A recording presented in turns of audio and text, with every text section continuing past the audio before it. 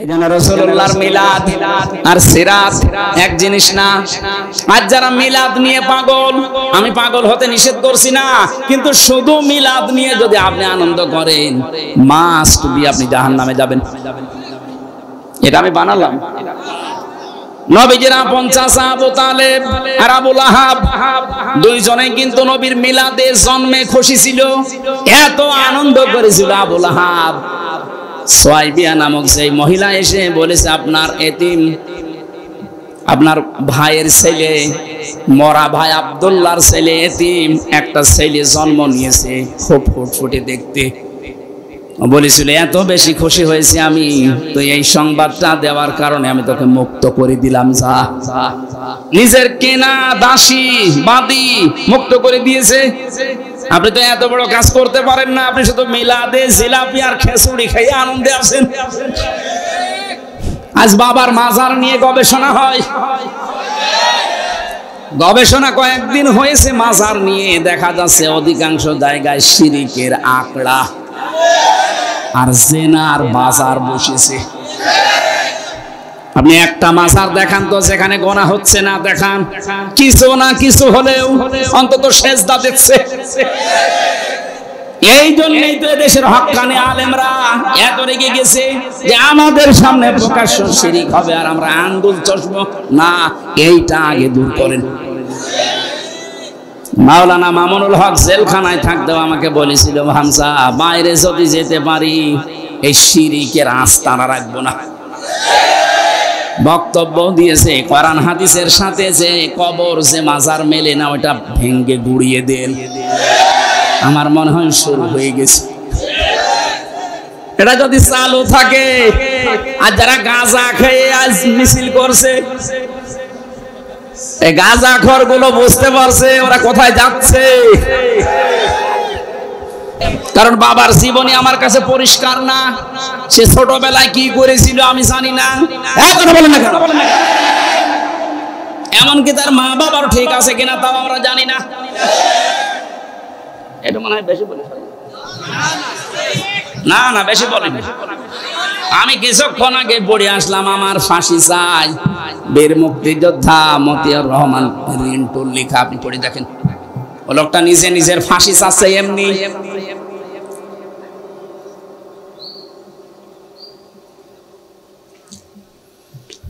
আমি জানি কিছু মানুষের একেবারে জ্বলে যাচ্ছে, কি করব, এই সত্যটা গোপন করব কি করে? একটা মানুষ কি করে বলতে পারে যে আমার ফাঁসি চাই? কি দেখিয়েছে তা বলে বলেন? পড়া দেখলাম বইয়ের ভেতরে, একেবারে মনে হচ্ছে দেখে দেখে পড়ছি। যদি রাগ হয় একটু বইটা পড়ে নিয়েন, রাগ এমনি মাটি হয়ে যাবে। পৃথিবীর কোন মানুষের জীবনী দিয়ে আপনার জীবন পাল্টাবে না যতক্ষণ পর্যন্ত আপনার সামনে মুহাম্মদুর রাসূলুল্লাহর জীবনী না আসবে। কারণ এটা মহত্তম আদর্শ। হ্যাঁ, কাদের জন্য এটা? সবার জন্য না। এবার আসেন তো, নাটোরে এই প্রকার মানুষ আছে কিনা? চ্যানেলটি সাবস্ক্রাইব করে আমাদের সঙ্গেই থাকুন। নাটোরবাসীর পক্ষ থেকে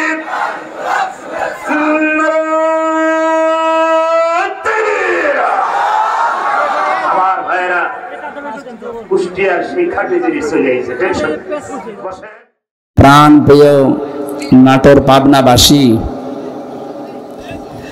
আল্লাহর দরবারে শুকরিয়া জানাচ্ছি যে এই প্রতিকূল পরিবেশের ভেতরেও কোরআনের প্রতি, রাসূলের প্রতি যে মহব্বত আমরা দেখিয়েছি, আমার মন ডেকে বলছে বিশ্বনবী মুহাম্মদুর রাসূলুল্লাহকে যেভাবে হযরতে তালহা রাদিয়াল্লাহু তাআলা আনহু নিজের জীবন দিয়ে, বুক দিয়ে কাফেরদের ৮০টা থেকে ৮২টা তীর নিজের বুকে পিঠে নিয়েছিলেন, নবীজির দিকে আসতে দেননি।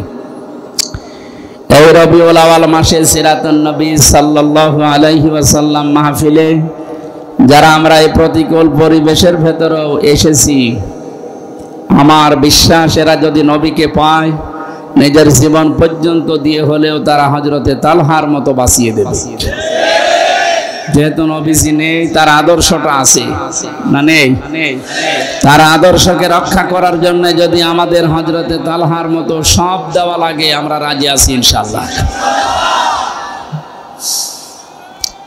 আলহামদুলিল্লাহ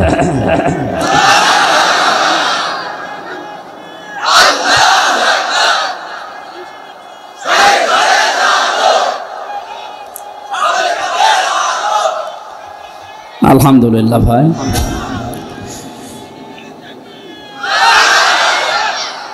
আজকে আমার মাথায় যে তাজ, যে টুপিটা দেখতে পাচ্ছেন আপনাদের এই নাটোর জেলার কৃতি সন্তান, বাংলাদেশ ইসলামী ছাত্র শিবিরের কেন্দ্রীয় সভাপতি বড় ভাই জনাব মনজুরুল ইসলাম, ওনার বাবা এটা পাঠিয়েছে আজকে কিছুক্ষণ আগে মাথায় পরিয়ে দিয়েছে। আল্লাহ যেন দুনিয়া আখিরাতে তাকেও সম্মানিত করেন। আমরা কোরআনের আলোচনা শোনার জন্য, রাসূলের জীবনী শোনার জন্য এসেছি। আমরা খুশি হয়ে আগে বলছি আলহামদুলিল্লাহ। বিশ্বনবী যখন শেষ ভাষণ দিয়েছিলেন, তার এই শেষ ভাষণ ছিল মাত্র 27 মিনিট। কয় মিনিট বলেন তো? আমরা কথা বলবো না। আমরা দেখতে পাচ্ছি আপনারা এই বৃষ্টির ভেতরে দাঁড়িয়ে আছেন, বসে আছেন, কষ্ট হচ্ছে। যে ইবাদতে কষ্ট বেশি হয়, ইবাদতে সওয়াব বেশি হয়, এটা আমরা জানি। এই মনে করেই কষ্ট করছি নাকি? বলেন না, সলাতি ওয়া নুসুকি ওয়া মাহইয়ায়া ওয়া মামাতি লিল্লাহি রাব্বিল আলামিন। হে নবী, আপনি বলেন না যে আমার নামাজ পড়া, আমার কুরবানি করা, আমি বেঁচে আছি, আমি মরে যাব, সব আল্লাহর জন্য আমি দিয়ে দিয়েছি। এই শব্দগুলো বলতে যত সহজ মনে হচ্ছে, এটা প্র্যাকটিক্যাল লাইফে সেট করা কি অত সহজ? অনেক মানুষ তো নামাজ পড়ে লোক দেখানোর জন্য, অনেকে নামাজ পড়ে ভয়ে। কি কথা বলে? আজকে আমি এসিল্যান্ড সাহেবের গাড়িতে আসছিলাম, বলছো হুজুর আমার ড্রাইভার এখন 5 ওয়াক্ত নামাজ পড়া আরম্ভ করিস। এটা যদি আল্লাহর জন্য নাও করে, ওনার জন্যও যদি করে, তা আস্তে আস্তে যেন ইন্না সলাতি, আমার নামাজ আল্লাহর জন্য, এই পর্যায়ে আল্লাহ কবুল করে, করবেন ও তাই। একটা লোক চুরিও করতো, নামাজও পড়তো। সাহাবী এসে বললেন, হে নবী, এই লোকটা নামাজও পড়ে, চুরিও করে। বিশ্বনবী ডাক দিয়ে বললেন, ওকে নামাজ পড়তে দাও। আমি আল্লাহর কোরআনের আয়াত পেয়েছি, ইন্নাস সালাতা তানহা আনিল ফাহশাই ওয়াল মুনকার। অবশ্যই নামাজ মানুষকে অন্যায় অশ্লীল কাজ থেকে বিরত রাখবেই। শুধু রাখবে না, ইন্না দিয়ে শুরু। আল্লাহ গ্যারান্টি দিচ্ছেন, এটা মিথ্যা হবে? ও লোকটাকে নামাজ পড়তে দাও, চুরিও করতে দাও, ও দেখবা নামাজ ওকে অবশ্যই চুরি থেকে বাঁচাবে। দেখা যাচ্ছে আস্তে আস্তে সে লোকটা চুরি ছেড়ে দিয়ে পাক্কা নামাজি হয়ে গেছে। এসিল্যান্ড সাহেবের ড্রাইভারকে উদাহরণ দিলাম এই জন্য। এরকম বহু মানুষ আছে যারা এখন এই বাতাস পরিবর্তনের কারণে আল্লাহর দিকে ফিরে আসতেছে। রমজান আসলে যেমন মানুষ ফিরে আসে দেখি আল্লাহর দিকে, যেহেতু একটা হাওয়া উঠলে ওই বাতাসে, ওই হাওয়ায় কিছু না কিছু উড়াতে থাকে। কথা বুঝতেছেন? একটা হাওয়া লেগেছে এই দেশে, ইসলামের হাওয়া, মানবতার হাওয়া। কালকেও আমি দিনাজপুরে 10 জন মুসলমান হয়েছে স্টেজে আমার হাতে। এর আগে একজন হয়েছিল গাইবান্ধাতে। আমার মনে হচ্ছে 3টা বছর ধরে আমি জেলে না থাকতাম, আমার মনে হয় 300-র উপরে পার হয়ে যেত অমুসলিম ইসলাম গ্রহণ করা। যেহেতু চুয়াডাঙ্গায় একটা হয়েছে কয়েকদিন আগে, স্বামী স্ত্রী 2 জন। যেভাবে আরম্ভ হয়েছে আল্লাহর দিনের দিকে আসা, এই বাতাস যদি অব্যাহত থাকে, মানুষ ইসলামের দিকে আসবে। এ পৃথিবীর শ্রেষ্ঠ ধর্ম আল্লাহর পক্ষ থেকে যেটা পাঠানো ইসলাম, আল্লাহ যেন শান্তির ধর্মে অন্যান্য ধর্মের মানুষদেরকে আসার তৌফিক দেন। তাহলে আমাদের নামাজ, আমার রোজা, আমার যাকাত, আমার কুরবানি, আমি বেঁচে আছি, আমি মরে যাব, সব কার জন্য বলেন তো? আল্লাহর জন্য ইনশাআল্লাহ। 27টা মিনিটে নবীজি বক্তব্য দিয়ে শেষ কথা বলেছিলেন, তারাকতু ফীকুম আমরাইন, আমি তোমাদের জন্য 2টা জিনিস রেখে গেলাম। লাং তাদিল্লু, তাদিল্লু এটা মুজারে, বর্তমান ভবিষ্যৎ, প্রেজেন্ট ফিউচার। মুজারের আগে লান আসলে অর্থ হয় কখনোই হবে না। বিশ্বনবী গ্যারান্টি দিচ্ছেন, কারণ নবীজি কোনো কথা বলতেন না যতক্ষণ আল্লাহ তাকে বলতে না বলতেন। ওমা ইয়ানতিকু আনিল হাওয়া ইন হুয়া ইল্লা ওয়াহয়ুন ইউহা। আমার নবী অতক্ষণ পর্যন্ত কোনো কথাই বলে না তোমাদের সামনে, যতক্ষণ জিবরাইল তাকে বলতে না বলে। জিবরাইল অতক্ষণ একটা কথাও পৌঁছায় না যতক্ষণ আমি আল্লাহ তাকে না বলি। সুতরাং নবীজি যে বললেন লাং তাদিল্লু, তোমরা পথভ্রষ্ট হবে না, পথ হারাবে না, না খেয়ে থাকবে না, মায়ের খাবে না, লাঞ্ছনা গঞ্জনা অপমান অপদস্থর শিকার হবে না। লাং তাদিল্লু মা তামাসসাকতুম বিহিমা কিতাবাল্লাহ ওয়া সুন্নাতু রাসূলিহি, যদি আল্লাহর পাঠানো কিতাব যেটা রেখে গেলাম আর আমার আদর্শ যেটা রাখলাম, শব্দের দিকে খেয়াল করেছেন। কিতাবাল্লাহি বলার পরে আল্লাহর নবী বলেছেন সুন্নাতু রাসূলিহি, আমার রাসূলের যে সুন্নাহ আদর্শ রাখলাম। নবীজি কি বলতে পারতেন না বিলাদুন, যে আমার জন্ম বৃত্তান্ত তোমাদের জন্য রেখে গেলাম, শুধু ওইটা নিয়ে মাতামাতি করবা? মিলাদ নিয়ে আজ যত পাগল আমরা এই তিনটা দেশে দেখতে পাচ্ছি, ভারত, বাংলাদেশ আর পাকিস্তানে। বিশ্বের বহু দেশে ঘুরে আমি এত পাগলামি পাইনি। আপনার তো পাগল হওয়া দরকার, আশিক হওয়া দরকার রাসূলের আদর্শের। কথা বলেন না কেন? আপনি পাগল হয়েছেন তার মিলাদ নিয়ে। আমি মিলাদ বিরোধী না, কিন্তু মিলাদ যে উদ্দেশ্যে এসেছে, বিশ্বনবীর ইন্তেকালের 600 বছর পরে এটার আবিষ্কার, আর নবীজির জন্মের পর থেকে শুরু করে এখনো পর্যন্ত যেটা আছে, কিয়ামত পর্যন্ত যেটা থাকবে, তার আদর্শ কি থাকবে? তার রেখে যাওয়া সুন্নাহ আদর্শ। এইটাকে যদি আমরা আঁকড়িয়ে ধরতে পারি, কোনদিন আমাদেরকে পথ ভ্রান্ত কেউ করতে পারবে না ইনশাআল্লাহ। নবীজির জীবনের 27 মিনিটের এই বক্তব্যের শেষ কথা এইটাই ছিল। আমরা এই কথাটা যদি সত্যিই মেনে নিতে পারি, আগামীতে আমাদের যে সুদিন আসতেছে, রাসূলের এই আদর্শ দিয়ে আমাদের ব্যক্তি, পরিবার, সমাজ, রাষ্ট্র আমরা সাজাতে পারবো ইনশাআল্লাহ। আমরা কোরআন এবং হাদিস থেকে সিরাতুন নবীকে সামনে নিয়ে কথা বলার চেষ্টা চালাচ্ছি। আমা তাওফীকু ইল্লা বিল্লাহ। সিরাত এবং মিলাদ এই দুইটা শব্দ এক না। মিলাদ শব্দটা বিলাদুন থেকে আবিষ্কৃত, এর বাংলা অর্থ জন্ম। বাংলা কি বলেন বলেন? আর সিরাত শব্দের শাব্দিক অর্থ হচ্ছে জীবন চরিত্র, জীবন আদর্শ। কোরআনে কারিমে বিশ্ব নবীকে অনুসরণ করার জন্য আল্লাহ যে আয়াতগুলো কোরআনে দিয়েছেন, সেখানে কোনো জায়গায় আমি পাইনি যে রাসূলের মিলাদকে অনুসরণ করো, তার জন্মকে না, তার আদর্শকে। এই যে জেলামির সাহেব যে আয়াতটা পড়েছিলেন, উনি ব্যাখ্যা করতে পারেননি সময় পাওয়ার কারণে, না পাওয়ার কারণে। লাকাদ কানা লাকুম ফি রাসূলিল্লাহি উসওয়াতুন হাসানাহ লিমান কানা ইয়ারজুল্লাহা ওয়াল ইয়াউমাল আখিরা ওয়া যাকারাল্লাহা কাসীরা।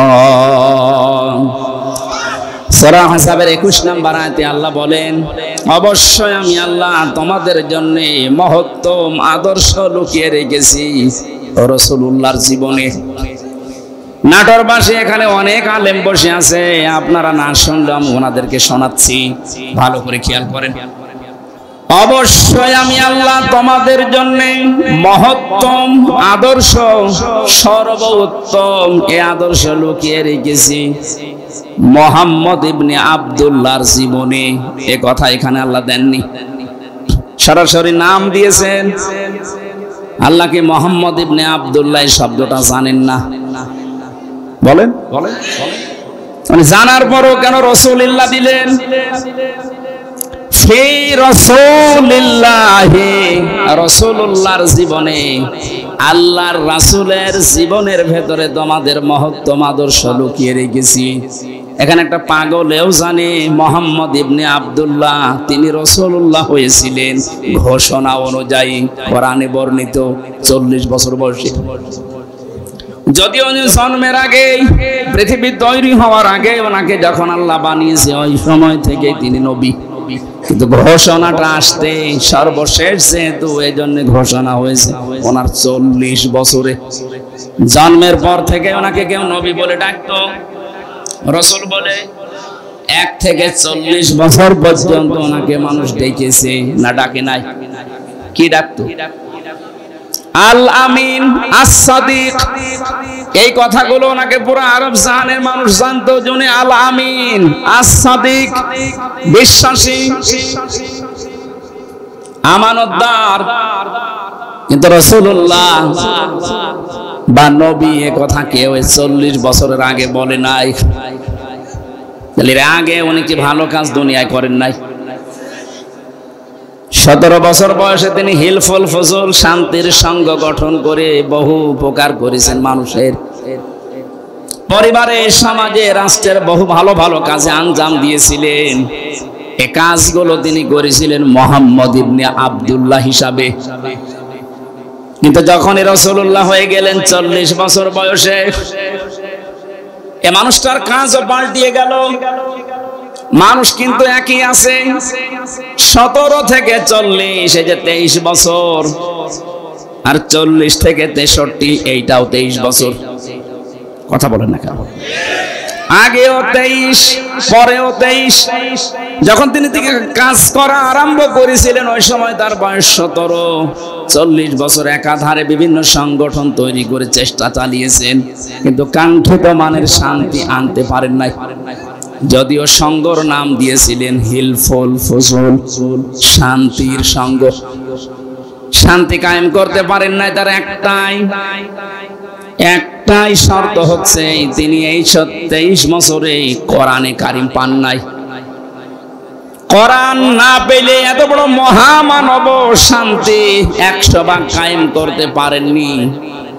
যখনই তিনি 40 বছরে কোরআন পেয়েছেন, বাকি 23 বছর 63, 40 থেকে 63, এই 23 বছরে এমন শান্তি স্থাপন করেছিলেন, ঘোষণায় দিয়ে গিয়েছেন খায়রুল কুরুনি করনি, আমার যুগ শ্রেষ্ঠ যুগ।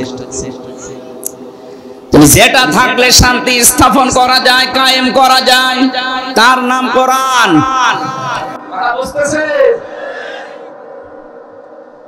কি মনে হচ্ছে আপনার? কোরআন বাদ দিয়ে এত বড় মহামানব, এত বড় চরিত্রের অধিকারী মানুষ, যাকে আপনি কোল কিনারা পাবেন না অনুসরণ করে, আযীম শব্দ আল্লাহ দিয়েছেন তার নামে।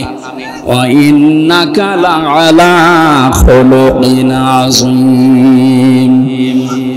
আপনি মহান চরিত্রের উপরে প্রতিষ্ঠিত। আমার এই নামটা আমি কোন নবীকে দেইনি, আযীম, এটা আপনাকে আমি আল্লাহ দিলাম। আমার কোরআনের জন্য আমি এই নামটা দিয়েছি আযীম। হ্যাঁ, ইব্রাহিম নবীর সন্তান হযরত ইসমাইলকে আমি ডাক দিয়েছিলাম গোলামিন হালিম, আমার সহনশীল ধৈর্যশীল বান্দা, কিন্তু আমি আযীম দেইনি। সে এত বড় ধৈর্যের পরীক্ষা দেওয়ার পরেও আমি তাকে আযীম বলি নাই, বলেছি হালিম। কি বলেছি? তার আরেক সন্তান ছিল ইসহাক, তাকেও আমি আল্লাহ আযীম বলি নাই, তাকে বলেছিলাম গোলামিন আলিম, আমার জ্ঞানী বান্দা। কিন্তু আপনার চরিত্র এত উপরে, কিয়ামত পর্যন্ত মানুষ শুধু অনুসরণ করে যাবে, কোল কিনারা খুঁজে পাবে না।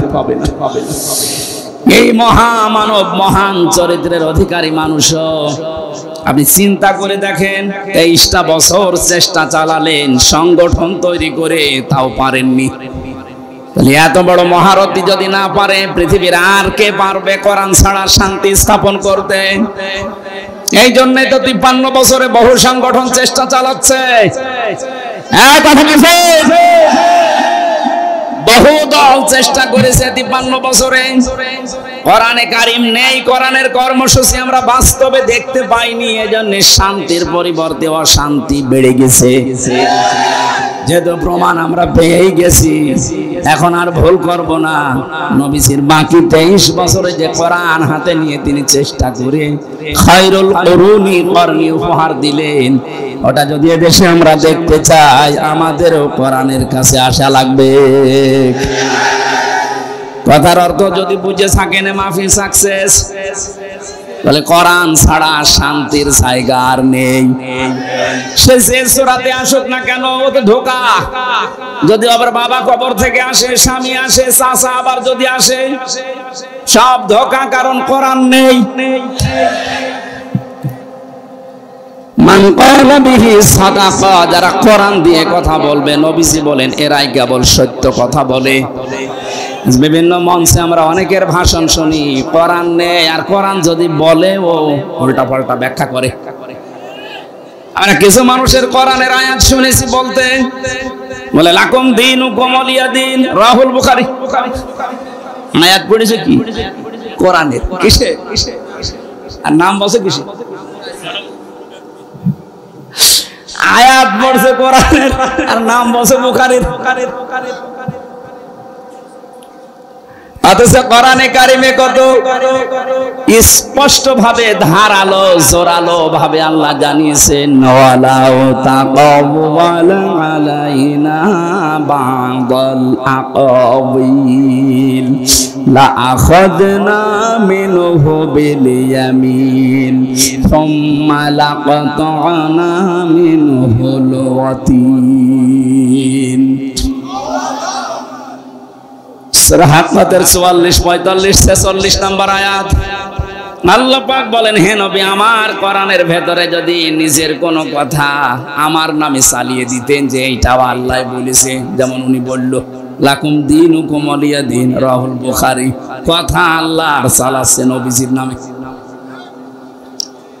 আপনি যদি আমার কোরআনের ভেতরে কোন কথা এরকম বানিয়ে বলেন যে এইটাও আল্লাহর কথা, কি করব জানেন? আপনাকে আপনার ডান হাত চেপে ধরবো, কণ্ঠ নালী কেটে ফেলে দেব। না, ঠিক না। আপনি আলেম, আন্দাজে চিল্লাচ্ছেন, বসে আছে দেখছেন না বড় বড় হুজুর। আমরা যারা সিলেবাস ভুক্ত আলেম, প্রচলিত, সে দাওরা পাস বলেন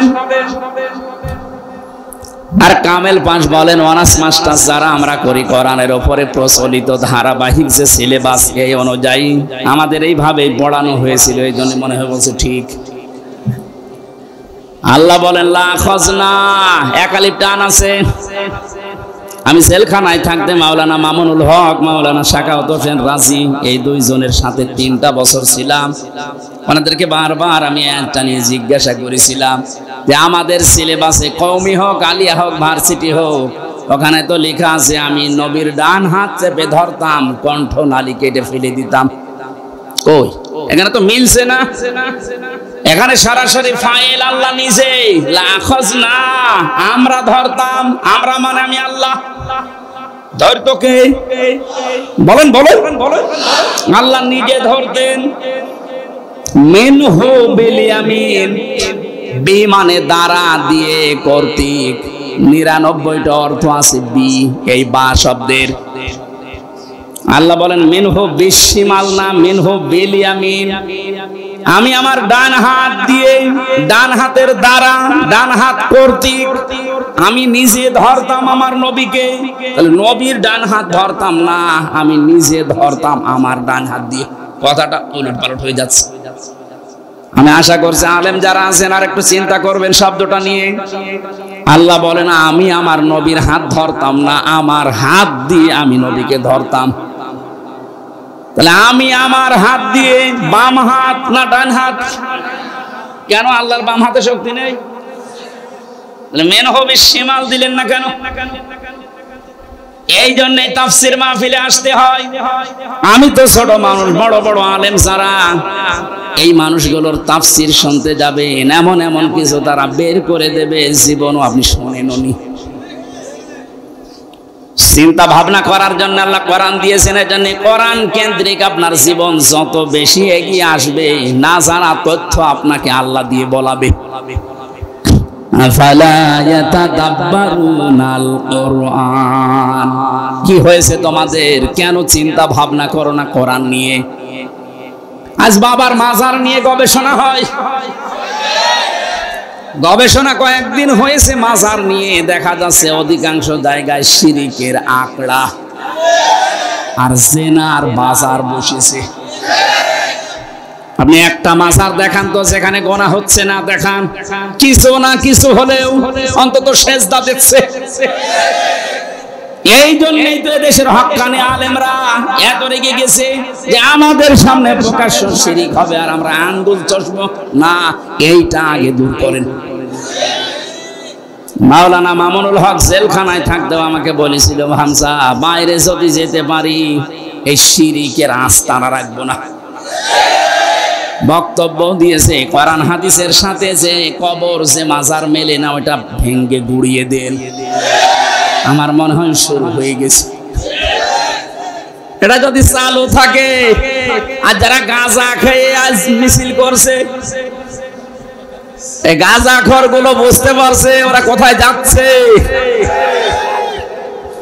কুষ্টিয়ায় লালনের মাজার নিয়ে লালন একাডেমি খোলা আছে, লালন ইনস্টিটিউট বানানো আছে, লালন গবেষণাগার আছে। অথচ একটা আয়াত নিয়ে যদি বলা যায় যে ভাই একটা গবেষণাগার তৈরি করেন, তখন বলে অর্থের অপচয় হবে। কি পেয়েছেন মাজারে? এখানে দেখেন তো কয়েকটা আলেম আছে, জিজ্ঞাসা করেন আমি হাদিস পড়েছি কিয়ামতের ময়দানে সবচেয়ে বেশি আল্লাহ অপমান করবে, শাস্তি দেবে দুই প্রকার মানুষকে। এক প্রকার মানুষ যারা দুনিয়ার মাজারের খাদেম, তোমার খেদমত করার জায়গা পাচ্ছে, মরে গেছে ওর কবর বানিয়ে ব্যবসার জন্য খেদমতে লেগেছে। ওটা কোনো খেদমত না, ওটা একটা ব্যবসা। ये हाल तेरा जान है, मकसूद मेरा माल है, ये आजिर तेरा थाल है। এই কথা বলেন, একটা যেন না থাকে। সুর যখন উঠেছে, যত শিরিকা দেশে আছে সবগুলো যেন মাটির সাথে মিশে যায়।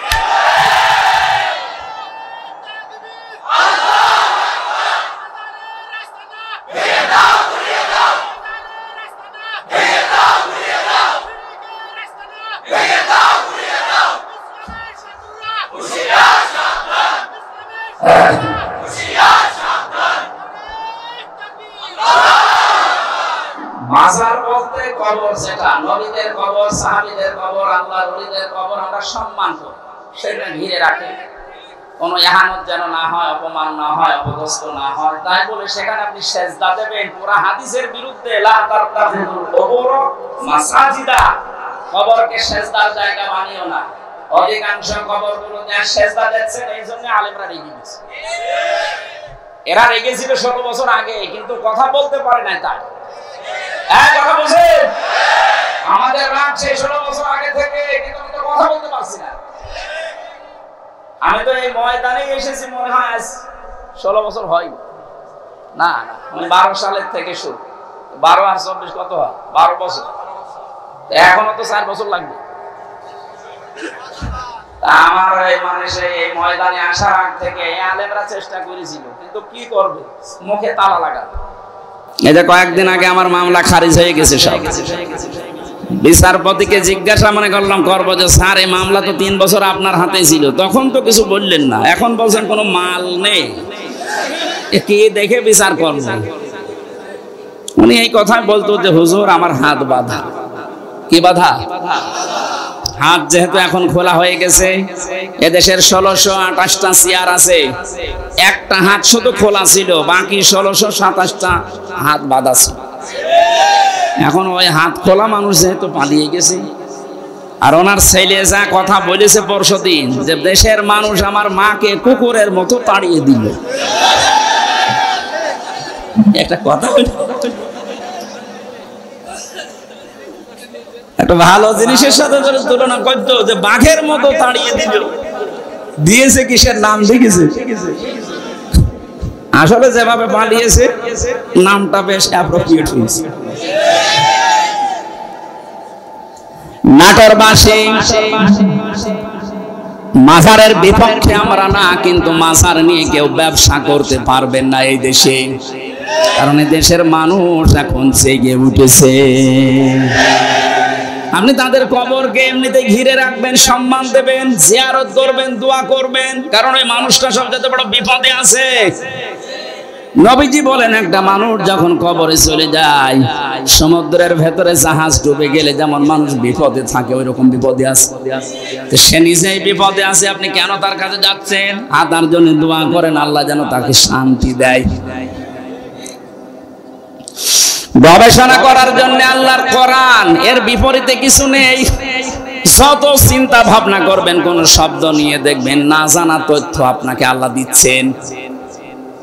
এখানে যে লাখাজনা মিনহু বিল ইয়ামিন আল্লাহ দিলেন, তাহলে এতদিন পর্যন্ত আমাদের সিলেবাসে আমরা যা দেখেছি একটু খেয়াল করে পড়লে এটা হতো না। আল্লাহ বলেন আমি নিজে আমার ডান হাত দিয়ে ধরতাম। কেন? আল্লাহর বাম হাতেও শক্তি আছে, ডান হাতের নাম দিলেন। আমরা সচরাচর যে উদাহরণ দিলে বুঝি ভালো, আল্লাহ ওই উদাহরণ সেট করেন ওইটা বোঝানোর জন্য। এই যে আমাদের জীবনের সম্পর্ক যেহেতু সময়ের সাথে, এই জন্য জীবন সম্পর্কে কোন তথ্য দেওয়ার জন্য আল্লাহ কিন্তু দিয়েছেন সময়ের কসম, ওয়ালা আসরি ইন্নাল ইনসানা লাফি খুসর। আল্লাহ বলেন সময়ের কসম, কারণ এখানে আল্লাহ মানুষের জীবন সংক্রান্ত বিষয়গুলো আল্লাহ উল্লেখ করছেন। এ পৃথিবীতে সময় আছে বলে আমি আছি, সময় না থাকলে আমার কোনো দাম নেই। হামজাকে কেউ হামজাও বলবে না, বলবে লাশ। তাহলে আমার আসল পুঁজি কি?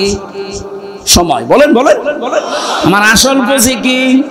এখানে এই জিনিসের কসম দিয়েছেন আল্লাহ, ওয়ালা আসরি, সময়ের কসম। আমরা যেহেতু বুঝি যে কোনো জিনিস ধরতে হলে বাম হাতের চাইতে ডান হাত দিয়ে ধরলে শক্ত ভাবে ধরা যায়, মজবুত ভাবে ধরা যায়, এই জন্য আল্লাহ বাম হাতের নামটা দেয়নি, দিয়েছে ডান হাতের নাম। যদিও আল্লাহর দুই হাতেই শক্তি, দুই হাতে শক্তি নেই। আমরা বুঝি যেটা ওইটা আল্লাহ ব্যবহার করলেন, যে আমি আমার ডান হাত দিয়ে নবীজিকে চেপে ধরতাম। আমার ডান হাত দিয়ে ধরলে নরমালে মানুষ ধরে না, ঢিলা ঢালা ধরে না, শক্ত করে মজবুত ভাবে ধরতাম। লাখাজনা মিনহু বিল ইয়ামিন সুম্মা লাকাতানা মিনহুল ওয়াতিন। শুধু ধরতাম না, যেটা দিয়ে কথা বলে নবীজি তার এই কণ্ঠ নালী আমি কেটে ফেলে দিতাম। ফামা মিনকুম মিন আহাদিন আনহু হাজিজিন। আরে ব্যাপারে তাকে বাঁচাতে আমাকে কেউ রুখতে পারতো না। কত বড় কঠিন ভয়ঙ্কর তথ্য আল্লাহ দিলেন, যে আমার কোরআনে এমন কোন কথা নবী পর্যন্ত বলে ছাড় পেত না। সেখানে অনেক মানুষ আল্লাহর কোরআনের কথা বুখারী শরীফ বলে চালিয়ে দেয়, তার কিছু হয় না। কথা বলেন না কেন? এই জন্য যারা কোরআন বাদ দিয়ে কথা বলবে, কোরআনে কারিমের তথ্য বাদ দিয়ে যারা এই কথা বলবে, ওদের কথার ভেতরে ভেজাল থাকার সম্ভাবনা নেই। আরো জোরে বলেন। মান ক্বালা বিহি সাদাকা, যারা কোরআন দিয়ে কথা বলে এরা সত্য কথা বলে, কারণ এই কথায় বিশ্বাস করা যায়। কথা বলেন না কেন? কোরআনের বাইরে কোনো কথা বললে আমরা বিশ্বাস করি না, কারণ ওর ভেতরে ওর দুর্বিসন্ধি আছে। আল্লাহ যেহেতু কোনো পক্ষপাতিত্ব করেন, বলেন বলেন বলেন। কোরআনের কথাগুলো যারা শোনার জন্য অ্যাক্টিভ হয়ে বসে আছেন, এবার যে তথ্যটা দেওয়ার জন্য এতক্ষণ পর্যন্ত আমি অগোছলা কথা বললাম, এবার মেন জায়গায় এসেছি। বিশ্ব নবী মুহাম্মদুর রাসূলুল্লাহর সিরাত সুরাত, তার আদর্শকে গ্রহণ করার জন্য আল্লাহ পাক অর্ডার দিয়েছেন 40 থেকে 63। আপনি যদি 1 থেকে 40 বছর পর্যন্ত তাকে অনুসরণ না করেন জাহান্নামে যাবেন। আমি পাইনি, কেউ যদি পেয়ে থাকেন তথ্য আমাকে দেন। কিন্তু 40 থেকে 63 এই 23 বছরে যদি কেউ 1 সেকেন্ডও নবীকে না মানে সে জাহান্নামে যাবে। অনেক শিক্ষিত জ্ঞানী গুণী মানুষ আছেন, এই জন্য এই তথ্যটা আমি বললাম। যারা আজ বলেন আমি নবীওয়ালা কাজ করি, নবীওয়ালা কাজ শুরু হবে আপনার নবী যখন হয়েছিলেন ওই সময় থেকে। অনেকে জন্মের পর থেকেই নবী হয়েছিলেন, এটা কিন্তু অনেকে কাটছাট করে ছড়াবে যে আমির হামজা নবীকে নবী মানে না। আমি কি এটা বোঝাচ্ছি? উনি 1 থেকে 40 বছর পর্যন্ত ঘোষণা হয়নি যে উনি নবী, আরবে কেউ বলতো না। হ্যাঁ, ওনাকে মোহাম্মদ ইবনে আব্দুল্লাহ বলতো। সুতরাং 1 থেকে 40 বছর পর্যন্ত ওনার কোনো শত্রু ছিল না, কেউ বাধাও দেয়নি। অথচ ভালো কাজ কিন্তু এই বছরে করেছে। কারো ঘর পড়ে গেলে ঘর বানিয়ে দিত, কারো মেয়ের বিয়ে না হলে টাকা পয়সা কালেকশন করে মেয়ের বিয়ে দিয়ে দিত, ছেলে মেয়ে লেখাপড়া করতে পারে না টাকা পয়সা তুলে সেখানে সাহায্য করতো। এই কথাগুলো আমরা সিরাতে পড়েছি। কথা বলেন না কেন? তাহলে ভালো ভালো কাজ করতে গিয়ে পুরো আরব জাহানে ওনার কোন শত্রু ছিল? বলেন বলেন। কেউ তেড়ে এসেছে, কেউ দাঁত ভেঙে দিয়েছে, অথচ 40 বছরে যেই দিন নবী হয়েছে ওই দিনের দিকে তাকান। জীবনে একটু খেয়াল করে পড়তে পারেন না কোন বিষয় পড়লে? আমরা তো গরু ছাগল না যে আন্দাজে পড়বো, আমরা চিন্তা ভাবনা করে পড়বো। নামের আগে মানুষ আমাদেরকে আলেম লিখে দেয়, এমনি দেয়। হেরা গুহায় তিনি 40 বছর বয়সে সেই দিন প্রথম জিবরাইল এসে বলেছেন ইকরা, তিনি বলেছেন মা আনা বিকারি, আমি পড়তে পারি না। একবার দুইবার তিনবার বলার পরে যখন বুকে জড়িয়ে বলেছেন ইকরা বিসমি রাব্বিকাল্লাযী খালাক, সঙ্গে সঙ্গে বিশ্ব নবী এবার পড়া আরম্ভ করলেন। শুধু পড়েননি, একাধারে 5 আয়াত পড়েছিলেন। এবার খেয়াল করেন তো কি বলছে, অনাটোর বাসে বিশ্ব নবী প্রথম 3 বার পড়লেন না কেন? বললেন আমি পড়বো না, আমি পড়তে জানি না। কেন? চতুর্থবার যখন তিনি পড়া আরম্ভ করলেন, জিবরাইল কিন্তু প্রশ্ন করেছিলেন যে বারবার আপনাকে বললাম আপনি পড়লেন না, এখন হঠাৎ করে 5টা আয়াত একবারে পড়লেন, কারণ কি? নবীকে উল্টা দিয়েছিলেন প্রশ্ন, হে জিবরাইল তুমি আমাকে তো বলো না যে কি পড়া লাগবে, তুমি খালি ইকরা ইকরা ইকরা বলো, কি পড়বো? যখনই বলেছো বিসমি রাব্বিকা, রবের নামে, তখন কিন্তু আমি আর দেরি করি নাই। কারণ আমি যদি পড়তেই চাই আমার রবের নামে পড়বো, কোনো গুরু ঠাকুরের নামে না। এতক্ষণ পর্যন্ত যদি বলতে বিসমি রাব্বিকা, রবের নামে পড়েন, আমি তো আরম্ভ করে দিতাম। আমার প্রত্যেকটি পদক্ষেপ যেহেতু আমার উম্মতের জন্য শিক্ষা, কিয়ামত পর্যন্ত আমার উম্মত যারা দুনিয়ায় আসবে তারা যেন রব ছাড়া কারো নামে না পড়ে। নবীর উম্মতেরা 96% মুসলমান এই দেশে আমরা নবীর উম্মত বলে দাবি করছি, অথচ 16 বছরের শিক্ষা ব্যবস্থা কোথায় নামিয়েছে? রবের নামে যে পড়াশোনাগুলো ছিল সেগুলো তুলে দিয়েছে। আরো চেষ্টা চালাচ্ছিল। আল্লাহ দয়া করে যদি আমাদেরকে স্বাধীনতা না দিত, আমার মনে হয় যা অবস্থা শুরু হয়েছিল। কয়েকদিন আগে দেখলাম সুনামগঞ্জে ইসলাম শিক্ষা পড়াচ্ছে একটা হিন্দু স্যার। আপনি চিন্তা করতে পারেন কোথায় শিক্ষা নেমেছে? মুসলমানদের 96% এই দেশে বসবাস, মুসলমানদের ছেলে মেয়েরা সব সামনে, আর ইসলাম শিক্ষা পড়াচ্ছে একটা হিন্দু টিচার। মুসলমান পাচ্ছেন না আপনি? সে আমাদের ধর্ম সম্পর্কে কি জানবে বলেন? আমার আল্লাহরে বিশ্বাস করে না সে, আমার রাসূলকে সে মানে না, সে কি পড়াবে? কোথায় নেমেছিল? আমি আর নিচে নামলাম না, কারণ আপনার নিচের খবর সব আপনারা জানেন। বাস্তব এইটা, এখন থেকে আজকে সিদ্ধান্ত পাল্টিয়ে যান। ধর্ম উপদেষ্টা ডক্টর আফামা খালিদ সাহেব দায়িত্ব নেওয়ার পর থেকে বারবার বলছে আমরা শিক্ষা ব্যবস্থায় আগে নবীর ওই জীবনী, সাহাবীদের, আবু বকরের জীবনী আবার নিয়ে আসতে চাই। কারণ এগুলোর ভেতরে যে শিক্ষা আছে, মানুষের ভেতরে এগুলো থাকলে মানুষ মানুষ হবে। বলেন, আর বাবার জীবনী পড়ে আমি করব কি? কারণ বাবার জীবনী আমার কাছে পরিষ্কার না, সে ছোটবেলায় কি করেছিল আমি জানি না। এখন বলেন না কেন? এমনকি তার মা বাবার ঠিক আছে কিনা তাও আমরা জানি না। এটা মনে হয় বেশি বলে না, বেশি বলেন। আমি কিছুক্ষণ আগে পড়ে আসলাম আমার ফাঁসি চাই, বীর মুক্তিযোদ্ধা মতিয়ার রহমান রিন্টুর লেখা, আপনি পড়ে দেখেন। ও লোকটা নিজের ফাঁসি চাচ্ছে এমনি।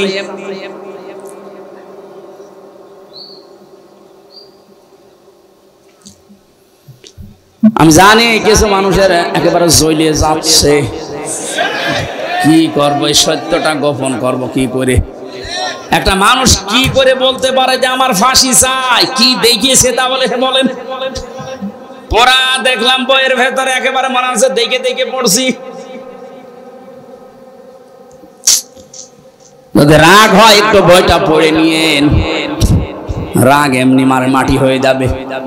পৃথিবীর কোন মানুষের জীবনী দিয়ে আপনার জীবন পাল্টাবে না যতক্ষণ পর্যন্ত আপনার সামনে মুহাম্মদুর রাসূলুল্লাহর জীবনী না আসবে। কারণ এটা মহত্তম আদর্শ। হ্যাঁ, কাদের জন্য এটা? সবার জন্য না। এবার আসেন তো, নাটোরে এই প্রকার মানুষ আছে কিনা? আমি বলবো তো আগে। এদের পরবর্তীতে আল্লাহ তিনটা কথা লাগিয়েছেন, যাদের ভেতরে এই তিনটা গুণ পাওয়া যাবে তাদের জন্যই বিশ্ব নবী হবেন আদর্শ। এক নম্বরে লিমান কানা ইয়ারজুল্লাহ, দুনিয়ায় যে কাজ করতে গিয়ে যারা আল্লাহর সন্তুষ্টির দিকে খেয়াল করে যে এ কাজে আমার আল্লাহ রাজি আছে তো, এ কাজে আবার আল্লাহ নারাজ হয়ে যাবে না তো, এইটা খেয়াল করে যারা দুনিয়ার জীবন চালাবে, এই মানুষগুলোর জন্য মুহাম্মদুর রাসূলুল্লাহ হবেন আদর্শ। আপনি এদেশে এবার আপনার নিজের দিকে তাকান, আপনার সব কাজ আল্লাহর খুশির জন্য হচ্ছে তো না? লিমান কানা ইয়ারজুল্লাহ ওয়াল ইয়াউমাল আখিরা, রাজা ইয়ারজিউ মানে ফিরে আসা। যে মানুষগুলো সব কিছু আল্লাহর সন্তুষ্টির জন্য, আল্লাহকে দেখানোর জন্য করে, আল্লাহর দিকে ফিরে আসে। দুই নম্বরে কিয়ামতে জবাব দিতে হবে, এই টেন্ডেন্সি যাদের তৈরি হচ্ছে। দুই নম্বরে ওনার কথা বলছিলাম এই কারণে যে ইয়ারজুল্লাহ ওয়াল ইয়াউমাল আখিরা, কিয়ামতে জবাব দেওয়া লাগবে আল্লাহর দরবারে। বিশ্বাসটা যার ভেতরে আসবে বেশি, তার জন্য মুহাম্মদুর রাসূলুল্লাহ হবেন আদর্শ। উনি একটা চাকরি করেন কলেজে, যেই কয়দিন ক্লাস নিতে পারে না, শুনলাম এই মানুষটা ওই কয়দিনের বেতন সরকারের খাতায় ফেরত দিয়েছে। জিজ্ঞাসা করলাম কেন এমন করে? ওনার ভেতরে এই ভয়, না জানি ওই টাকা যদি নিয়ে আমি খাবার খেয়ে দুনিয়ায় আমার রক্ত গোশত যেটা চর্বি হবে, ওটা কিয়ামতে আল্লাহ জাহান্নামে জ্বালাবে। কিয়ামতের এই বিশ্বাস যদি মানুষের ভেতরে তৈরি হয়, সে কোটি কোটি টাকা আত্মসাৎ করতে পারবে। বলেন, এ দরবেশ বাবার ভেতরে এই বিশ্বাসটা ছিল না, এজন্য এত বড় দাড়ি নিয়েও এত টাকা আত্মসাৎ করিস। যাদের ভেতরে এটা তৈরি হবে তাদের জন্য নবী আদর্শ। যাদের ভেতরে এটা তৈরি হবে না যে জবাব দেওয়া লাগবে, তার দাড়ি বড় হতে পারে, জুব্বা বড় হতে পারে, পাগড়ি বড় হতে পারে, 24 ঘন্টা নামাজে থাকতে পারে, কিন্তু ওর আদর্শ ও রাসূলুল্লাহ এখনো হয়নি। আর নবীজি যদি কারো আদর্শ না হয়, আপনার কি মনে হয় ওকে জান্নাত পাওয়ার কথা? যাকারাল্লাহ কাসীরা, তাদের জীবনে সবচাইতে বেশি আলোচনা হবে আল্লাহর। কার? আরো জোরে বলেন। সবচাইতে বেশি আলোচনা পাবেন তাদের জীবনে আল্লাহর। আমরা এই বাস্তবতা দেখেছি এই 16 বছরে, আল্লাহর আলোচনার চাইতে বিভিন্ন মানুষের আলোচনা আমরা বেশি শুনি। মুসলিম যে কয়টা দেশে ঘুরলাম, বিশ্ব রোডের পাশে পাশে দেখলাম লা ইলাহা ইল্লাল্লাহ, সুবহানাল্লাহ, আস্তাগফিরুল্লাহ, লা হাওলা ওয়ালা কুওয়াতা। মানুষ গাড়ি চালাতে যায়, ওদিকে মুখ চাই, চোখ যায়, একবার পড়ে নেয় লা ইলাহা ইল্লাল্লাহ। আর আমাদেরও থাকে এমন বাবার ছবি টাঙিয়ে রেখেছে, দেখলেই মনে হয় আল্লাহর ওলি, আল্লাহর কথা মনে পড়ে। বলেন, এগুলো ঠিক হয়নি। যাদের জীবনে আল্লাহর আলোচনা বেশি স্থান পায় না, এই যে কাছে র দিয়েছেন আল্লাহ, এই মানুষগুলোর জন্য বিশ্বনবী আদর্শ হবেন না। যাদের জীবনে সবচেয়ে বেশি বেশি আল্লাহর কথা স্মরণ হয়, আল্লাহর জিকির হয়, আল্লাহর আলোচনা বেশি হয়, এদের জন্যই বিশ্বনবী হবেন দুনিয়ায় আদর্শ। নবীজি ওখান থেকে ফিরে আসলেন, খাদিজাকে ডাক দিয়ে বললেন, জাম্মিলুনি জাম্মিলুনি ইয়া খাদিজা, ও খাদিজা আমাকে ঢেকে দাও, আমি ভয় পেয়েছি। হে পৃথিবীর মানুষ, এবার খেয়াল করেন, ওই সময় হযরতে খাদিজাতুল কুবরার 15 বছর সংসার হয়ে গেছে। ডাক দিয়ে বলেন, আবুল কাসেম ভয় পাবেন না, কোন দুষ্ট জিন আপনাকে ভয় দেখাতে পারে না। আপনি আমার ভাই ওয়ারাকা ইবনে নওফলের কাছে চলেন, আপনি কখনো ভয় পাবেন না, কারণ আপনাকে আমি 5টা গ্যারান্টি দিতে পারি। 1 নম্বরে আপনি কোনোদিন আত্মীয়তার সম্পর্ক নষ্ট করেন না, এর সম্পর্কগুলো সব ঠিক রাখেন। এখান থেকে একটা শিক্ষা পাওয়া যায়, পৃথিবীতে যারা আত্মীয়তার সম্পর্কগুলো ঠিক রাখবে তাদেরকে আল্লাহ পাক নিজে পাহারা দেবে, তারা ভয় পাবে না। যারা বোনের সম্পদ, ভাইয়ের সম্পদ ফাঁকি দেন, চাচার সম্পদ, ফুফুর সম্পদ জোর করে লিখে নেন, তাদের মনের ভেতরে একটা অজানা ভয়, না জানি কখন কে কোন কথা বলে ফেলে। এটা তো দুনিয়ার ভয়, আখিরাতের আর একটা ভয় আল্লাহ তৈরি করে দেবেন। একবার মাহফিল থেকে কোথা থেকে আসার সময় দেখি রাস্তায় গাড়ি আমার থামিয়ে দিল পুলিশে। গাড়ি থামানোর পরে বলছে, হুজুর আমার বুকে ফু দিয়ে দেন। কেন? ডিউটি করছিলাম, হঠাৎ তাল গাছের ভেতরে কি যেন নড়ে উঠলো, আমি ভয় পেয়ে গেছি। তাল গাছের ভেতরে বাদুর, ইঁদুর নড়ে ওঠে, আর ভয় পায়। ভয় তো পাবে, কারণ তো মানুষকে ঠকিয়েছে। যারা মানুষকে ঠকাবে না, আত্মীয়তার সম্পর্কগুলো ঠিক রাখবে, এই মানুষগুলোর ভেতর থেকে আল্লাহ ভয় দূর করে দেয়। কথা বুঝতেছেন? আজ এখানে হাজারো পুরুষ মানুষ আমরা নিজের স্ত্রীর কারণে আজ রক্তের সম্পর্কগুলো ঠিক রাখতে পারি না। নিজের ভাইয়ের সাথে সম্পর্কটা ভালো রাখা যায় না, তার যে হক আমি আদায় করতে পারি না, আমার বোনের যে হক আমি দিতে পারি না, ওই বর কারণে ওর মন খারাপ হয়, পেঁচার মতো মুখ করে বসে থাকে। এরকম বউ আছে? কার হাত তোলেন তো? একটা লোক নেই।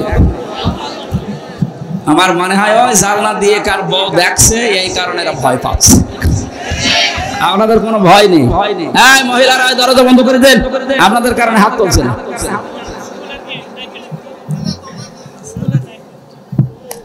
আমি হাসির জন্য বলি না, এটা বাস্তব। নবীজি বলেন, কোন স্ত্রী যদি চায় যে আমার স্বামী বেশি দিন দুনিয়ায় বেঁচে থাক, তার হায়াত বেড়ে যাক, তার সম্পদ বেড়ে যাক, তার সম্মান বেড়ে যাক, সে যেন আত্মীয়তার সম্পর্কগুলো ঠিক রাখার জন্য স্বামীকে তাকিদ দেয়। এরকম বউ দেশে কম না? আমার মনে হয় শরীফে 100 জনের 98 জনই ফেল। হ্যাঁ, কথা বলে না কেন? রাসূলের স্ত্রী সাক্ষী দিচ্ছে, হ্যাঁ নবী আপনি ভয় পাবেন না, আপনি জীবনে আত্মীয়তার সম্পর্ক তো নষ্ট করেন না। আজ নিজের স্ত্রী, সন্তান, মেয়ে, ছেলে এদেরকে সুখে রাখার জন্য ভাইয়ের জমি ফাঁকি দিলেন, বোনের জমি ফাঁকি দিয়ে মেরে দিলেন, অথচ এই মানুষগুলো যে পাপটা হয়ে গেল, এই পাপের বোঝা ওরা কেউ নেবে না, সব আপনাকেই বহন করা লাগবে।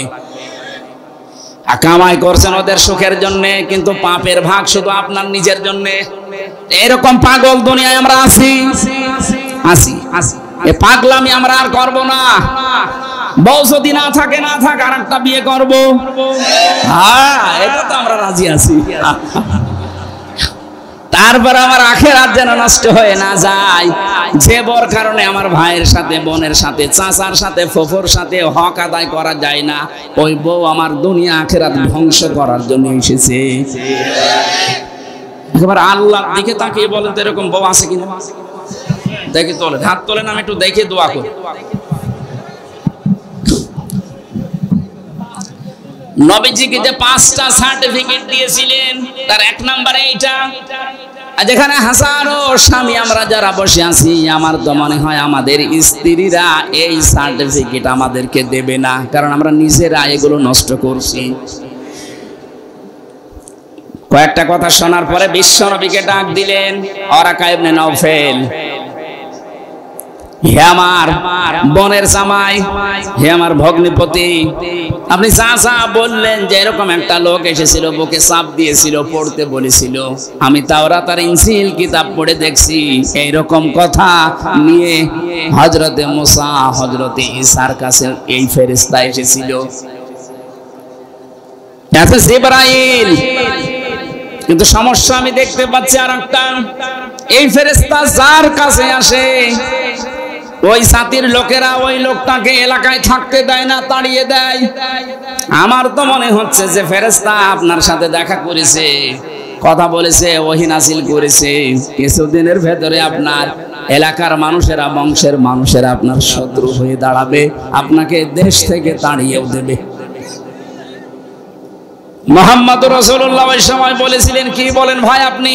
আমার জাতির লোকেরা আমাকে আলামিন বলে, আস-সাদিক বলে, আমার নামও ধরে ডাকে না, এত সম্মান দেয় আমারে, আর তারা আমারে তাড়িয়ে দেবে, আমারে মারধর করবে, এটা আমি মানি না। ওয়ারাকা ইবনে নাওফাল বলেছিল ওই সময়, হে মুহাম্মদ সাল্লাল্লাহু আলাইহি ওয়াসাল্লাম, আমি তো আমার তাওরাত ইনজিলের ভবিষ্যৎবাণী দেখতে পাচ্ছি, এ ফেরেশতা যাদের কাছে আসে তাদেরই পরিণতি এই হয়। কিন্তু আমার আফসোস, আমি যদি ওই সময় পর্যন্ত বেঁচে থাকতাম তাহলে আপনাকে আমি সাহায্য করতাম, আমার হায়াত তো পর্যন্ত আর নেই।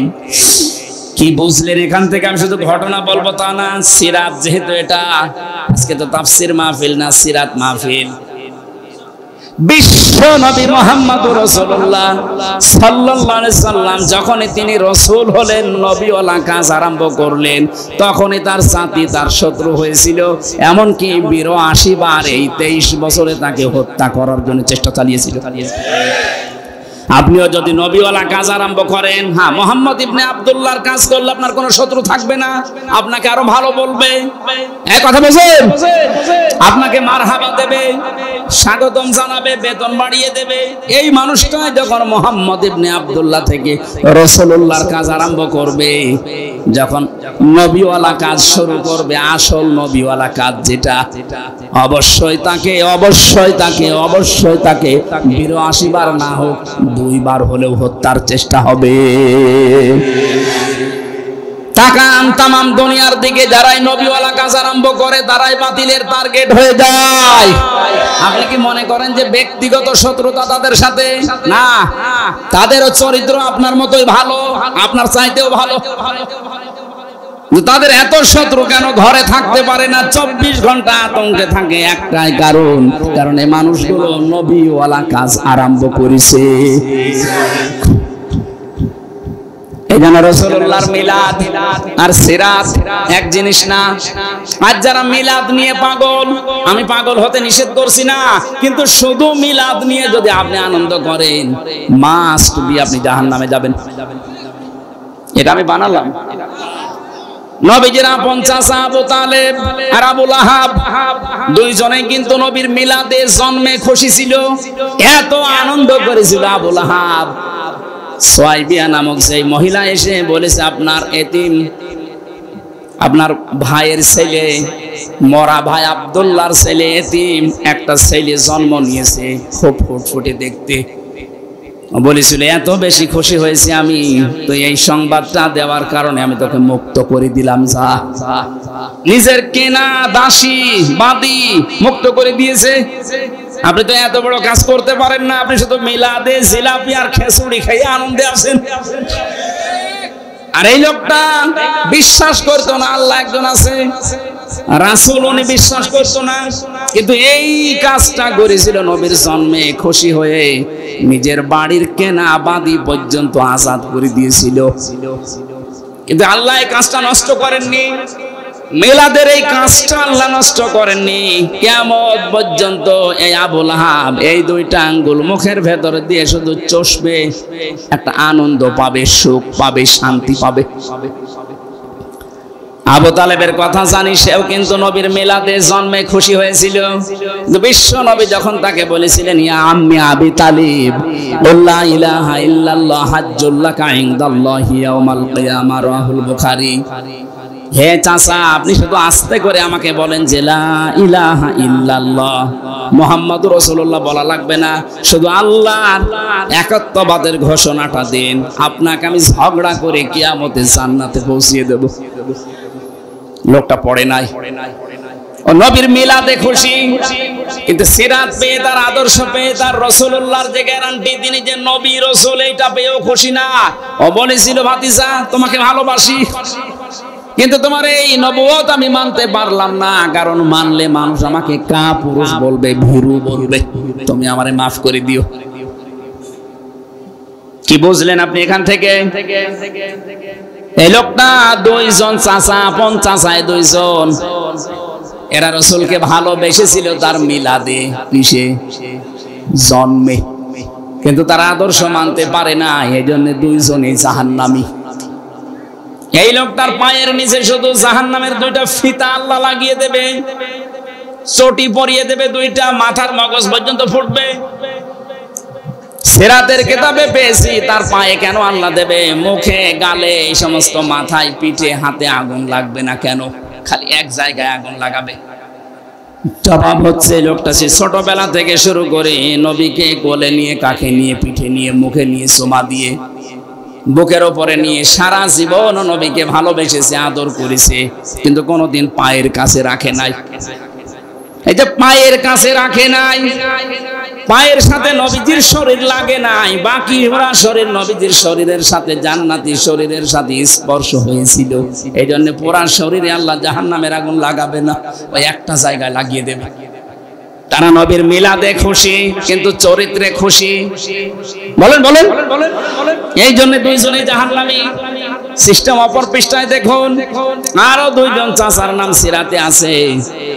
একজন হযরতে আব্বাস আর একজন হযরতে হামজা রাদিয়াল্লাহু তাআলা আনহুমা।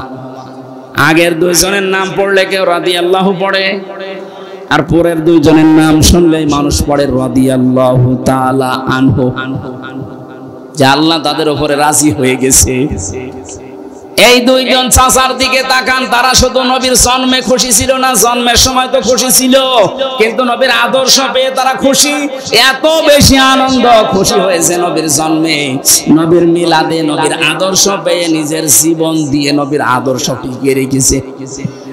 হযরতে হামজা ৭০ টুকরা হয়েছিল, কিন্তু নবীর আদর্শ ছাড়ে নাই। কথা বলে না কেন? হযরতে আব্বাস যে বোতাম ছিল তার শরীরের ভেতরে, যে জামার বোতাম, এগুলো সব স্বর্ণের। আল্লাহর নবী মুহাম্মদুর রাসূলুল্লাহ সাল্লাল্লাহু আলাইহি সাল্লাম ডাক দিয়ে বলেছিলেন, চাচা আপনাকে, আপনি আমার চাচা বলে ছেড়ে দিতে পারবো না। কেন? আপনি আসার সময় জিহাদের এই ময়দানে, বদরে আসার আগে আমার চাচির কাছে আপনি কিছু স্বর্ণের জিনিসপত্র রেখে এসেছিলেন। যদি মুক্তি পেতে চান, ওইগুলো দিয়ে মুক্তিপণ হিসাবে তারপরে মুক্তি পাবেন। হযরতে আব্বাস ডাক দিয়ে বলে, ভাতিজা মুহাম্মদ, আমি আসার সময় ঘরের ভেতরে তোমার চাচির কাছে স্বর্ণের এই জিনিসগুলো রেখেছি, তোমার চাচি আর আমি ছাড়া কেউ জানে না। তুমি জানলে কি করে? বিশ্বনবী বলেন, চাচা শুধু ওইটা না, আপনি যা করেন জিবরাইল আমারে সব আগে থেকে জানিয়ে দিয়েছে। হযরতে আব্বাস বলে, ভাতিজা এত গোপনের কথা যদি তোমার আল্লাহ তোমাকে জিবরাইল দিয়ে জানিয়ে দেয়, আমি আর গোপনে থাকবো না, তুমি আমাকে এই মুহূর্তে ইসলামে প্রবেশ করাও।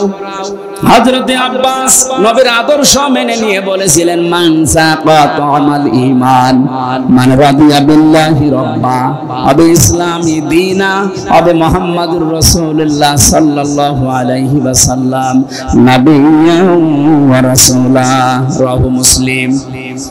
হযরতে আব্বাস বলেছিলেন, কেউ যদি ঈমানের স্বাদ পেতে চাও, আল্লাহকে রব, ইসলামকে জীবন ব্যবস্থা, আর মুহাম্মদুর রাসূলুল্লাহকে কেউ যদি নবী এবং রাসূল এই পৃথিবীতে মেনে নিতে পারো, সেই ঈমানের স্বাদ পাবা। সে শুধু নবীর জন্মে খুশি ছিল না, নবীর আদর্শেও খুশি ছিল। আমি যে চারজন চাচার নাম বললাম, দুইজন চাচা জান্নাতি, দুইজন চাচা জাহান্নামী। পার্থক্য এতটুকুই, দুইজন আদর্শ পেয়ে খুশি, সিরাত পেয়ে, নবীর সিরাত আদর্শ পেয়ে খুশি, আর দুইজন শুধু জন্ম নিয়ে খুশি। আমরা কি শুধু মিলাদ পড়বো না, নবীর আদর্শ মানতে চাই?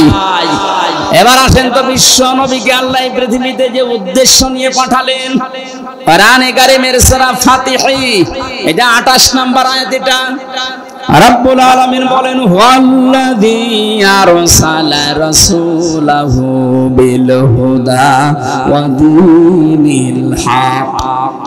যেহেতু রাসূলকে আল্লাহ পাঠিয়েছেন এই পৃথিবীতে একটা উদ্দেশ্য নিয়ে, আমরা যদি আজ নবীর আদর্শ মানতে চাই, এরকম প্রায় 65টা বিষয় আমি সাজিয়েছি পুরা কোরআন আর হাদিস থেকে, একটা মাত্র বলছি, আপনি যদি 65 দিন দাওয়াত দেন একাধারে 65টা বিষয় বললে শেষ হবে।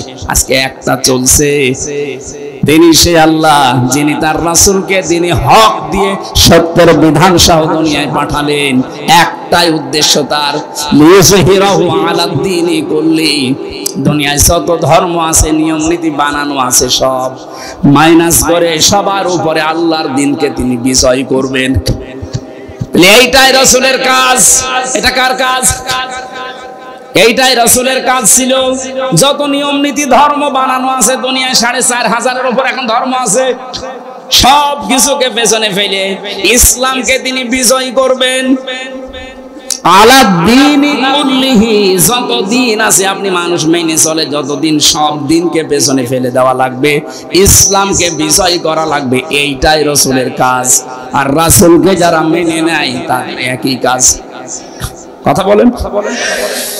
ইসলাম আমরা জানি, ইসলাম আবার দুই প্রকার। কয় প্রকার? বলেন বলেন বলেন। এক নম্বরের ইসলাম হচ্ছে প্রাকৃতিক ইসলাম, আর একটা হচ্ছে শারঈ ইসলাম। প্রাকৃতিক ইসলাম যেটা, এটা আমার আল্লাহ নিজে বানিয়েছেন, নিজেই কায়েম করে দিয়েছেন। এই যে সূর্যটা ওঠে, সূর্যটা ডোবে, এটা আমার আল্লাহ বানিয়েছেন। কিয়ামত পর্যন্ত এই নিয়মে চলবে। এটা প্রাকৃতিক। এটা কি? আম গাছে আম ধরে, জাম ধরে না। ইসলাম কয় প্রকার বললাম? একটা প্রাকৃতিক আর একটা শারঈ। প্রাকৃতিকটা তৈরি করেন আল্লাহ, কায়েম করেন আল্লাহ। যেমন আম গাছে আম হয়, জাম গাছে জাম হয়, এটা বানিয়েছে কে? এটা আপনি বানাবেন, আপনার বানানোর দরকার নেই। কিয়ামত পর্যন্ত এইভাবে চলবে। কিন্তু শারঈ ইসলাম যেটা, ওটা কিন্তু আল্লাহ পাক নিজে বানিয়ে পাঠিয়েছেন। ওটা কায়েমও করবেন না, দেখাবেনও না। এখন কিয়ামত পর্যন্ত ওনার দায়িত্ব এটা না। শারঈ ইসলাম পৃথিবীতে কায়েম করার দায়িত্ব আমাদের। এই জন্য আমরা খলিফা। এই দায়িত্ব কার? আমরা যদি এই দায়িত্বটা এখন পালন না করে দুনিয়ার মানুষের উপরে ছেড়ে দেই, ফেরেশতাদের উপরে ছেড়ে দেই, বলেন আপনি আল্লাহর প্রাকৃতিক ইসলাম বাদ দিয়ে শারঈ ইসলামের জন্য কি করছেন? এটা যদি আজ কায়েম করার জন্য চেষ্টা চালাই, এটা অতীতে আল্লাহ কায়েম করে দেয়নি, ভবিষ্যতে দেবে না, এখনো দিচ্ছে না। এটা তো আমি বানালাম। ইন্নাল্লাহা লা ইউগায়্যিরু মা বিকওমিন হাত্তা ইউগায়্যিরু মা বিআনফুসিহিম। আল্লাহ পাক বলেন, যতদিন পর্যন্ত কোন জাতি তার ভাগ্য পরিবর্তন না করবে, আমি আল্লাহর অত দায় পড়ে নাই যে আমি ওর ভাগ্য পরিবর্তন করে দেব না। ওরা নিজেরা পাল্টাবে, তারপর আমি চেষ্টা করব। এক কথা বলেন, আমাদের ভাগ্য পাল্টাতে হবে আমাদেরকে। শারঈ ইসলাম যেটা এই দেশে কায়েম করার দায়িত্ব ফেরেশতার না, কার? বলেন বলেন। মাতা, যে ব্যক্তি মরে গেল, ওয়ালামি ইয়াহজু, কিন্তু ইসলাম কায়েম করার জন্য গজওয়া করে নাই, আন্দোলন করে নাই, চেষ্টা করে নাই। ওয়ালামি ইউহাদ্দিস বিহি নাফসাহু, মনের ভেতরের আশা আকাঙ্ক্ষাও ছিল না যে দিন কায়েম হোক। মাতা আলা শুবাতিন মিনান নিফাক, নবীজি বলেন যদি মরে যায় তো মুনাফিক হয়ে মরবে। তাহলে আপনার নামাজ দিয়ে, রোজা দিয়ে, হজ দিয়ে, যাকাত দিয়ে, দাড়ি টুপি পাগড়ি দিয়ে আপনি মুনাফিকের মরণ থেকে বাঁচতে পারবেন না যতদিন শারঈ ইসলাম যেটা সব দিনের উপরে ইসলামকে বিজয় করার জন্য কাজ না করবেন। এটা যদি কেউ রাজনীতি মনে করেন, হ্যাঁ এটাই রাজনীতি। আকাফা বিল্লাহি শাহিদা, এটার জন্য সাক্ষী হিসাবে যথেষ্ট কে? আপনি কেউ যদি দুনিয়ায় কাজ না করে, আমার আল্লাহ বলেন আমি নিজেই যথেষ্ট। নবীকে আমি এটা পাঠিয়েছি করার জন্য, নবী সেটা করবে যত বাধা আসুক। আর নবীর উম্মত যারা দাবি করছে তাদের একই কাজ। আল্লাহ আমাদেরকে সিরাতের এই অনুষ্ঠানে আপনি লিখে দিয়েছেন সিরাতুন নবী সাল্লাল্লাহু আলাইহি ওয়াসাল্লাম মাহফিল। ওনাকে যে উদ্দেশ্য নিয়ে আল্লাহ পাঠিয়েছে, ওই উদ্দেশ্যে আপনি সামনে এগিয়ে আসবেন। শুধু মিলাদ পড়ে জিলাপি আর খিচুড়ি খাওয়া না, নবীর চাচা হামজার মতো জীবনের কলিজা দিয়ে হলেও তার আদর্শ মানা লাগবে। আল্লাহ তুমি আমাকে সহ যারা শুনলাম নবীদের এই উদ্দেশ্যকে সামনে নিয়ে আসার তৌফিক দান করো, আমিন। اللهم آمين. ربنا ظلمنا أنفسنا وإن لم تغفر لنا وترحمنا لنكونن من الخاسرين. ও মাবুদ, তোমার নবীর জীবনী আমরা শুনছিলাম, যতগুলো শিক্ষা তুমি আজকে আমাদেরকে দিতে চেয়েছো, লিইয়ুযহিরাহু আলাদ দীনি কুল্লিহি, আল্লাহ এই শিক্ষাটা তুমি আমাদের জীবনে বাস্তবায়ন করে দাও। অনেকে না বুঝে আমাদের বিরোধিতা করে, আল্লাহ তাদের বুঝ দাও। বিশ্ব নবীর যে উদ্দেশ্য দুনিয়ায় দিন কায়েম করা, এটা আমাদেরকেও তুমি নিজে করিয়ে নাও। এই মাহফিলের এই আয়োজন করতে গিয়ে বৃষ্টির ভেতরে বহু তোমার বান্দারা করেছে, আল্লাহ তুমি প্রত্যেককে জাযা পুরস্কার পরিপূর্ণ করে দাও। সম্মানিত মা বোনেরা যারা বসে আছে বিভিন্ন জায়গায়, এদেরকে খাদিজার মতো আয়েশার মতো বানিয়ে দাও। নবীজির জীবনের জন্য, তোমার কোরআনের জন্য ছেলে মেয়েরা এত পাগল, আল্লাহ আমার মনে হয় বিশ্ব নবীকে জীবন দিয়ে হলে হযরত তালহার মতো বাঁচাবে। এদেরকে তুমি তালহার সাথে কবুল করে দাও। আমার কণ্ঠে মারাত্মক ব্যথা, কথা বললে ব্যথা বেড়ে যাচ্ছে। মুক্ত জীবনে যখন ফিরিয়ে দিয়েছো আল্লাহ, তুমি আর কণ্ঠটা ফিরিয়ে দাও। আজকের মাহফিলে শত ব্যস্ততা বাদ দিয়ে কোরআনের মহব্বত